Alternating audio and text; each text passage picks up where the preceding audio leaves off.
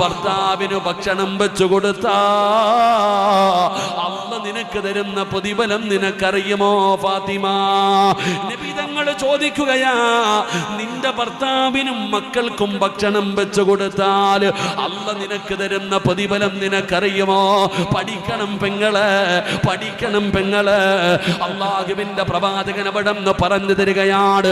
അതുകൊണ്ട് പെൺമക്കളോട് പറഞ്ഞു കൊടുക്കാ, വാപ്പമാരോട് പറഞ്ഞു തരികയാ, നീ നിന്റെ പെൺമക്കളോട് പറഞ്ഞു കൊടുക്കണം, ഭർത്താവിന് ഭക്ഷണം വെച്ചു കൊടുത്താൽ അല്ലാഹു തരുന്ന പ്രതിഫലം എന്തെന്നറിയുവോ?